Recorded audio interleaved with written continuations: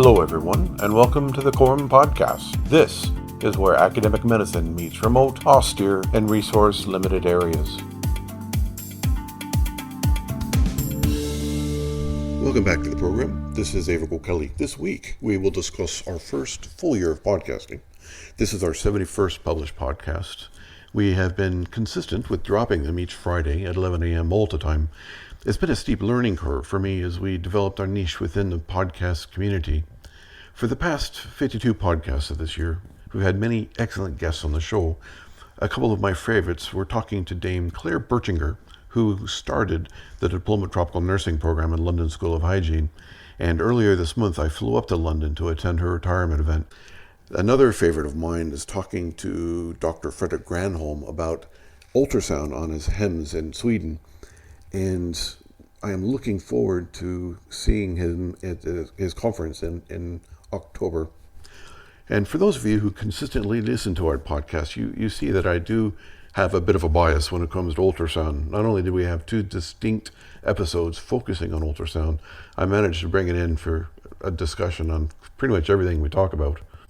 In 2023, we had over 10,000 downloads of our podcast, as about 160 on average per episode, and slowly increasing. We have gained 570 followers in 2023.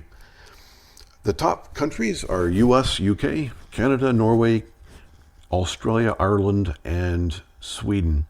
Today, I'm going to give highlights of our top 5 podcasts of 2023. Coming in at number 5, Dr. Tom Mallinson and myself talked about the prolonged field care for EMS research that we did. Here's a snippet. So we have published an article that dropped last August in the Journal of Paramedic Practice. And Tom and I wrote on that about prolonged field care and how it applies to the civilian ambulance setting. And this was all Tom's idea. Tom, where did you get this idea of research? So I think, as loads of listeners will know, prolonged field care has been knocking around in the military and tactical world for ages, and for very obvious reasons. And then I realized that on the civilian side, with one of my other jobs, I was talking to some of the remote and rural GPs, and they were talking about we need a kit bag that is set up and contains the guidelines for managing a patient for 48 hours, 72 hours. If we're not going to get a helicopter for that amount of time, we need to continue providing care. And especially in Scotland, some of the rural islands are quite small. There's limited resources, so it's a limited resource setting. And obviously critical illness doesn't respect geography. So people still get sick on very small islands. And I realized that all they were asking for was, we need a prolonged field care kit bag and we need prolonged field care guidelines, because standard NHS guidelines assume that you can wheel the patient up to HDU, to a critical care unit. They assume that you can phone down the anaesthetist to start the inotropes for you. But if you're the only clinician and you're on an island and you've only got limited medications and limited equipment, suddenly none of those standard guidelines really apply. So I guess that was one side. And then the other side was talking to UK student paramedics who are getting fed up of waiting outside hospitals to offload patients to hospital. So they might be spending a whole shift on an ambulance but see one patient. And quite rightly, their concern was that their education was limited because they were meant to be learning to be a paramedic, but maybe saw one patient in 8 hours. And I'm not arguing that is appropriate or that they should be waiting outside hospital for 8 hours, but I saw that gap, that potential gap in care where they've provided excellent paramedic care. They've provided the primary survey, they've provided the secondary survey, they've provided immediate life threat treatments, and then they're sitting with a patient for 8 hours. And they haven't really had any training in looking after a patient for 8 hours, because traditionally that's not civilian paramedic practice. So that was the connection to the prolonged field care work we're doing in the college. And I thought, that most of prolonged field care is just a mindset. It's a change of how you look at caring for your patient. So that's why Aebhric and myself came together, and we thought, we'll just outline what prolonged field care is. We will put the argument out there that this should be part of civilian paramedic education, whether because you're waiting outside a hospital for 8 hours, or if it takes you 3 hours or 4 hours to get to a hospital. You should probably be aware of the concept of prolonged field care and the core tenets. So that's what led us to basically present that in the Journal of Paramedic Practice, and to say this is a model, this is a framework of conceptualizing that care during that period, and really just wanted to put it out there for critique and for feedback, and to get people thinking about it. So I think, there's plenty of things conceptually within prolonged field care which require no additional equipment. There's no additional money that your employer needs to spend. This is purely an upskilling yourself as a practitioner. I think there is the sub-question of what could your employer do to facilitate that prolonged field care. And I hope that our article in the Journal of Paramedic Practice has raised these points to get you thinking, I've done my primary survey, my secondary survey, what comes next? What can I do next for this patient? So I would say to you, have a read of the article, have a consideration of a nursing care plan for a typical patient. Clearly it will be individualized, but every patient, very hopefully every patient you have is breathing. Hopefully the majority of them have their limbs, so they have the risk of those DVTs. There are a number of interventions that the majority of your patients will be needing in terms of prolonged field care. So I guess my coming up to the closing, my question is this something that we as paramedics and pre-hospital care providers, do we need this in the bedrock of our education? Do we need to change from our role as primary and secondary survey and the interventions associated with those? Do we need to reframe ourselves as a professional group and think our care for the patient is primary survey, secondary survey, and prolonged field care for as long as it takes until we deliver this patient to the next appropriate level of care? I don't think that's a big stretch. I think in many undergraduate programs there is room to incorporate this. There's room to incorporate that little bit of longer patient care. And I would challenge you to think about the appropriateness of that in relation to education near you that you're delivering or that you're part of. And I think that would be my question to you.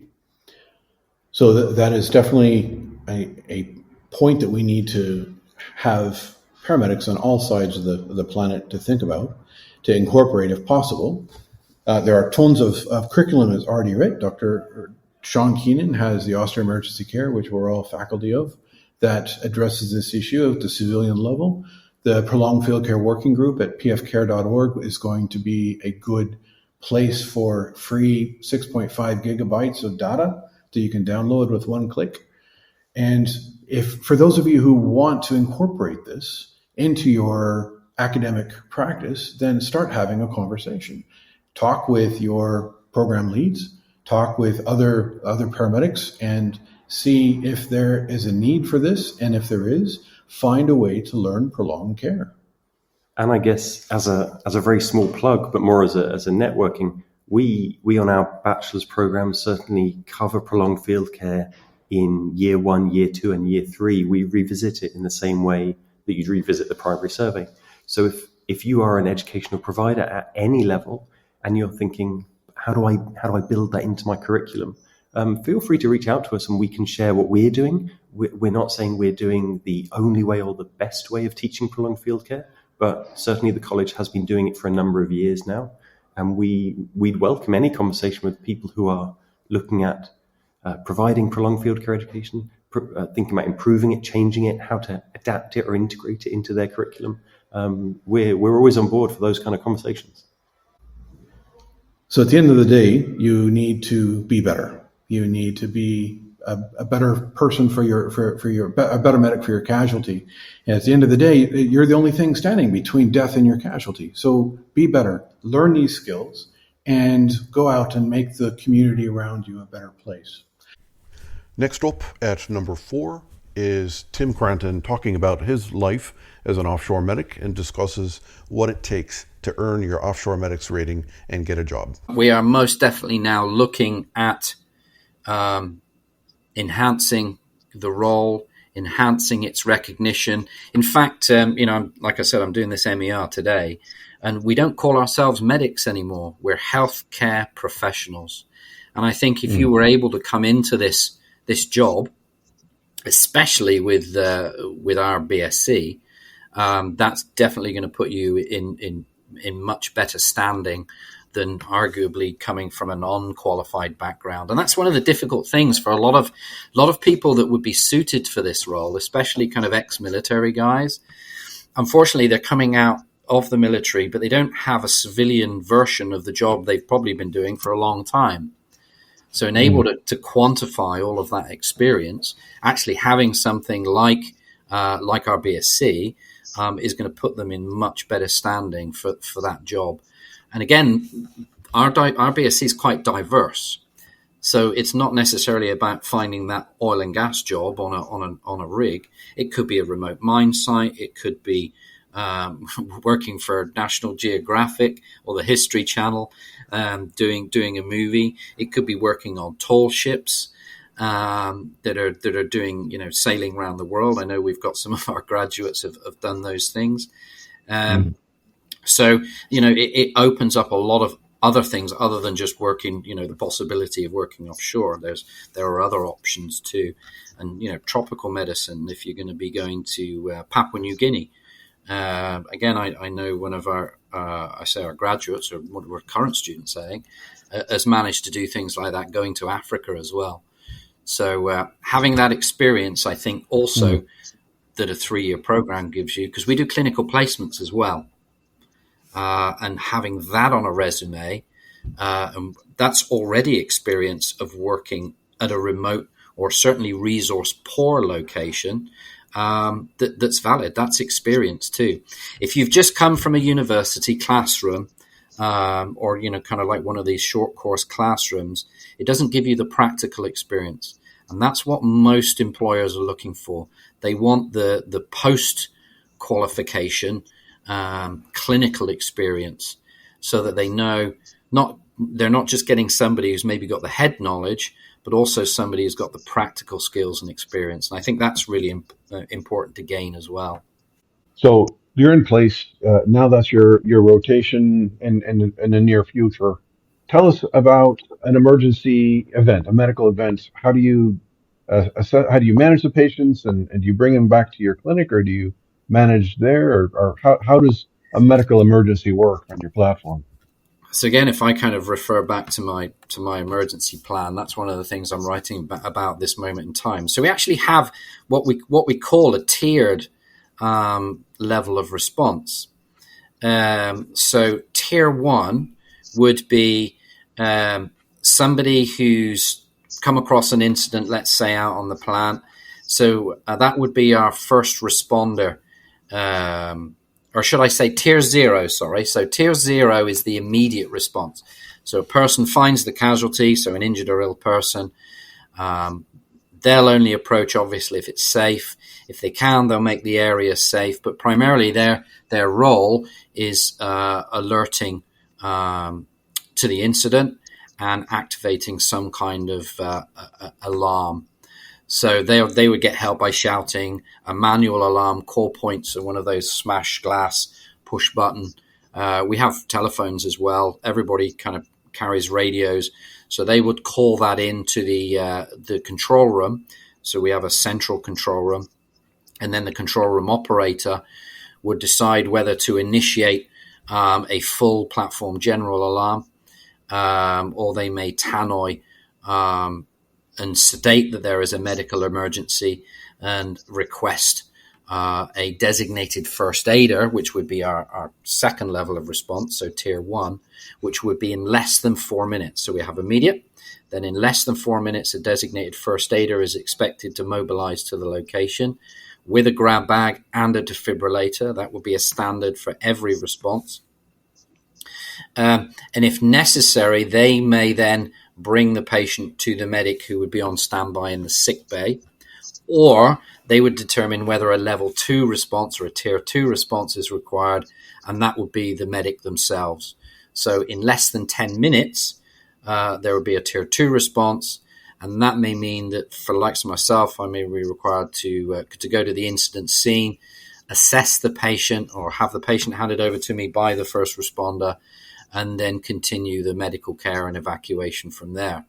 Most likely, after stabilization on scene, we would utilize our emergency response team. So that's our kind of fire and rescue team that we have on board.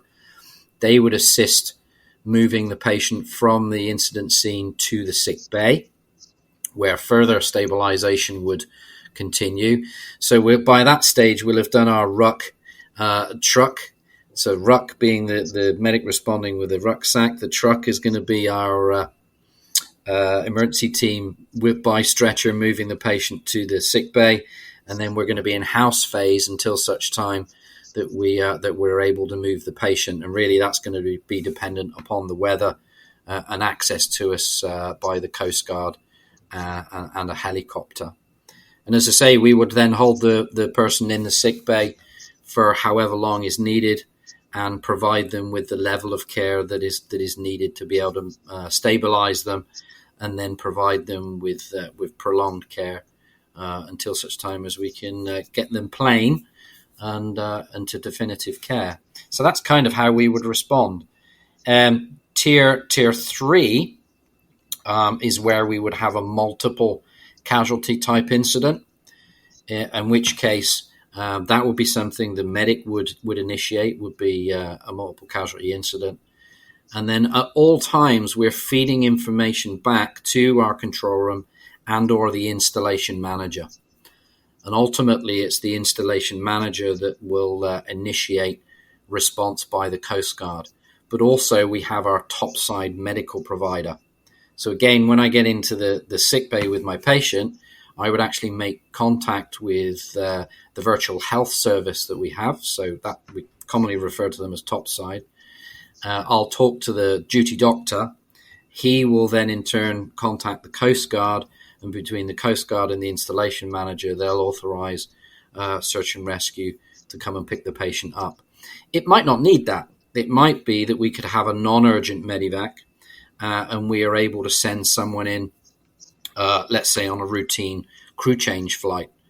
Most days on my last installation, we were flying, so it wasn't too much of an issue. We could pretty much get someone home from Monday to Friday who was, a low-level patient, and we could get them into the care of their own GP or to Aberdeen Royal Infirmary that way.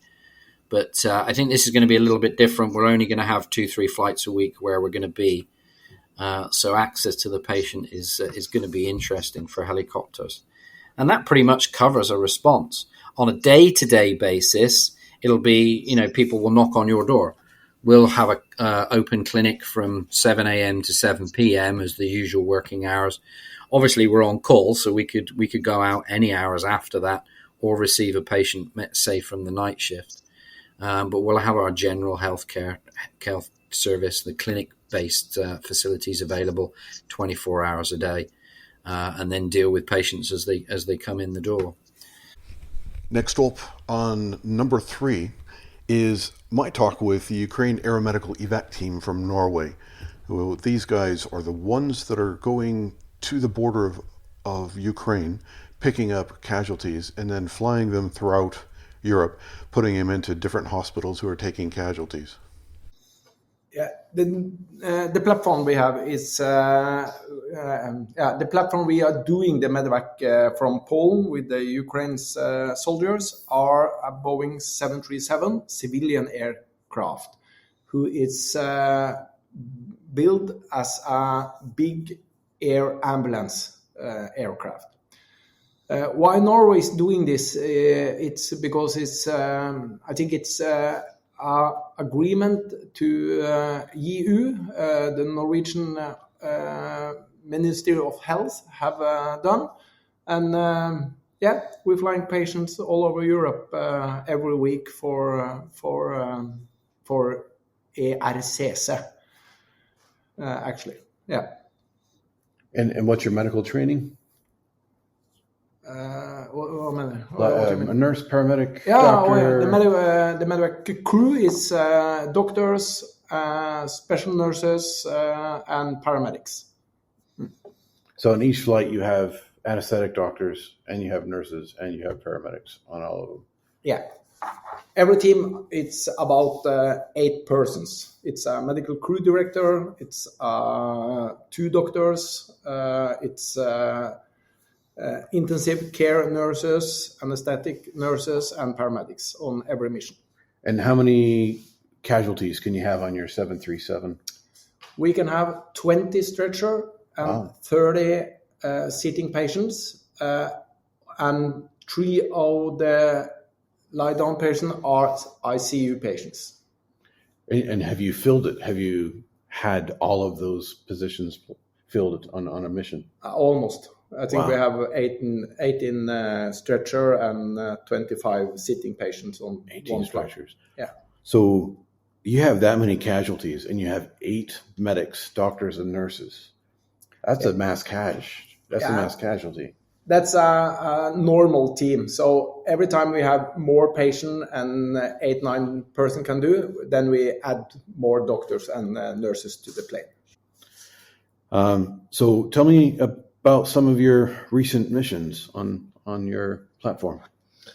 So we are flying basically every week, 1 or 2 days. Most of the patients are either gunshot wound patients or blast injuries.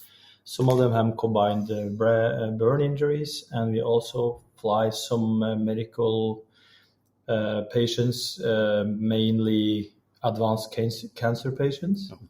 So we experience that the Ukrainian healthcare system are doing a great job here. They are obviously overloaded and are treating the patients in the same standards that the rest of Europe does and US. So we are very admired about helping them out to take the particular patients out to further treatment in Europe. And basically that is to help the healthcare systems deal with the overload, not particularly the treatment, because they can perfectly do the treatment themselves. And where are you taking? What countries are receiving these casualties? So we're flying to Germany, which takes a huge amount of the patients. We fly to Belgium, France, Denmark, Hungary, Finland, Netherlands, and Croatia we've been to also. And usually we bring also patients back to Norway every week. Next up is the second highest downloaded podcast from 2023. This is the Tropical Medicine Update with Jason Jarvis and myself, where we talked about some of the emerging diseases that are showing up in places that they haven't been in ages, such as tropical diseases in Florida, in Texas, and in France. Every war, you lost more people from infectious disease than you ever did from conflict. And hand washing, antibiotics stopped that in its tracks. But we still have problems. I talked a bit about Eastern Ukraine right now, where we're starting to see that resurgence because of tuberculosis and HIV coming in along with the invaders. That's why I am interested in infectious disease and tropical medicine. It encompasses absolutely everything from this conflict medicine we see in Eastern Ukraine all the way to what we're seeing in KCMC and Moshi, or even malaria spreading in southern France and Florida and Texas. So due to global warming, we're seeing mosquito-transmitted diseases in places that didn't used to be. Yeah, the global warming certainly is going to increase the ranges of some of the diseases that used to be tropical. Now they're subtropical, or they're getting into the temperate areas, which are becoming warmer. The other thing is a couple other things. One is antimicrobial resistance is a huge issue. And the other one, which is probably even more impactful lately, is global travel, right? So you've got, like I was mentioning earlier, you've got a malaria naive person traveling to Africa because they want to do their safari because it was on their bucket list, and they come home with malaria, right? So you've got returning travelers bringing back diseases which may they may be transmissible or not to the local population depending on what it is. Something like malaria is not normally going to be very transmissible if you bring it back to Europe or the US. It can happen, but it's pretty rare. Versus something like Ebola, which is highly transmissible no matter where you bring it in the world. That's just a contact transmitted disease that can spread very easily if you let it go. So you have these returning travelers, people going into the tropics that normally, 500 years ago, your average European wasn't going to the tropics unless they were, they were part of the commerce of that area, or they were an explorer or something like that. But now you've got thousands of people getting into these places and potentially getting sick there, or not getting sick until they come home, and they may or may not transmit that disease once they get home. It only takes a strain of Ebola to not kill as quickly as it normally does, and keeps the guy alive long enough so he can get back home to St. Louis, and then he becomes infective and causes a global widespread zombie apocalypse. So we've been lucky so far. And finally, our most listened to podcast with 431 downloads in 2023 is the talk I had with David Fifer about his push not only for a bachelor's degree paramedic program in the States, but a master's level paramedic practitioner that would be equal to a nurse practitioner or a physician's assistant. Yeah. So you've been on the cutting edge of pushing for the bachelor's degree paramedic, and you have an uphill battle in front of you just to talk about the bachelor's level paramedic. Yeah. And it's gaining traction, and fair play to you for that. But now you just threw another hand grenade on that landmine, and you're pushing for a master's degree paramedic practitioner. Correct. So let's talk about that for a bit. What, for someone who's never heard of this, what is your idea? What is your goal? And what do you want this paramedic practitioner to do? Okay. So basically here in the US, with very, very, very few exceptions, EMS is only reimbursed for loaded mileage. Once you get the patient in the back of the ambulance and you depart the scene, you're paid for the miles based on a certain formula. But for by and large, there's kind of a list of 10 or so roles that the federal government basically says, here's kind of what being a practitioner really means. The federal government says these roles can submit bills for reimbursement as individual healthcare providers. So David Fifer, physician assistant, can submit a bill and get reimbursed as David Fifer, basically, for the care that he provides. And you can bill based on these different procedural codes. Then you have kind of in another avenue, I guess, you have practitioners. So there's capital P, lowercase p practitioner, right? Many people think of themselves as practitioners and would refer to themselves as practitioners. But as far as kind of the federal government is concerned, capital P practitioner is a pretty specific list of healthcare providers that, as it happens, basically all have master's degrees. So that list includes, for example, physician assistants, nurse practitioners. Here's kind of what being a practitioner really means. The federal government says these roles can submit bills for reimbursement as individual healthcare providers. So David Fifer, physician assistant, can submit a bill and get reimbursed as David Fifer. What this is really about, first and foremost, is better care that is more cost effective and more efficient for patients. Patient centered care has to be that needs to be the focus of everything that we do, right, in healthcare. So idea number one behind paramedic practitioners is doing that, is providing better care, right? Idea number two is with that premise, I hope everybody agrees kind of with that premise that we should be doing the best that we can for patients, right?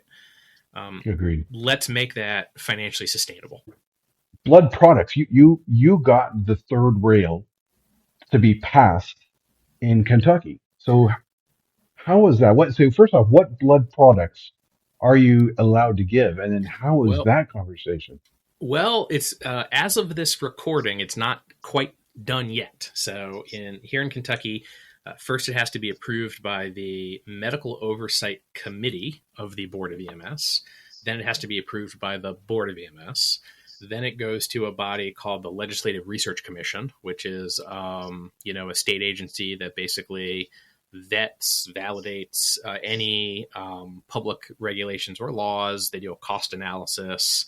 They make sure that it's consistent with existing laws and all that kind of stuff. So for most EMS regulations, it's mostly a formality, but nevertheless, it still has to pass that hurdle.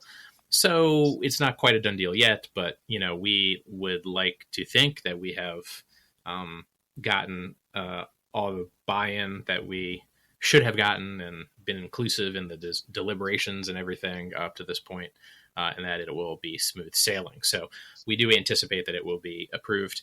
I think the goal, right, is basically whole blood. And what we would be probably trying to do with that would be, for example, there are in the area where I operate, the Red River Gorge, it's austere, but it's not necessarily remote.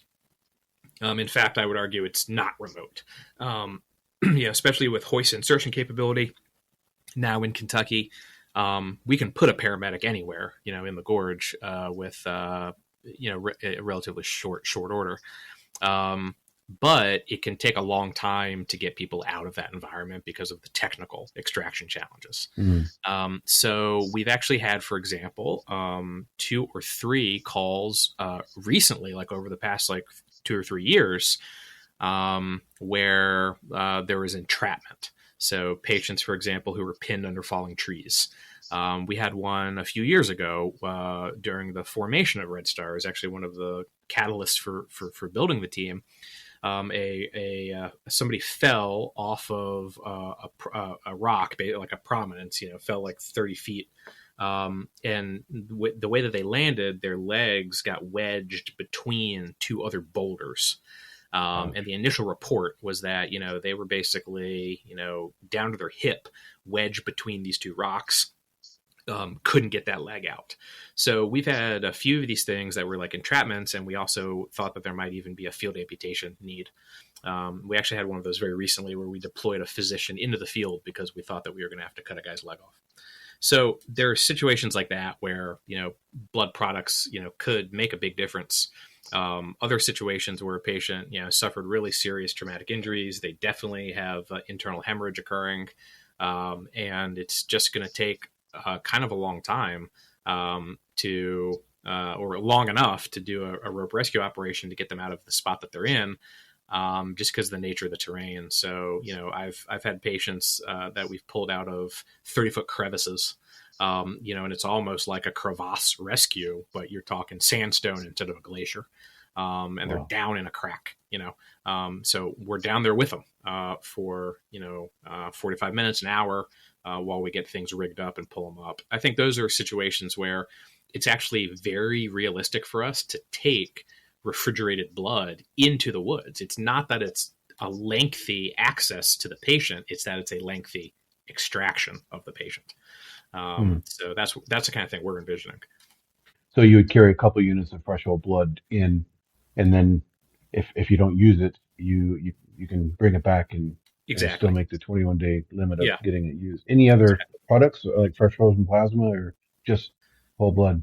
Well, we're considering, I think, some of those other products as well, but I guess, sort of the gold standard, if you will, would be the whole blood. So there you have it. These are the 5 top downloaded episodes from 2023. We look forward to 2024, and our show will continue next week. We will be back on Friday with another fantastic interview. This has been a presentation from the College of Remote and Offshore Medicine.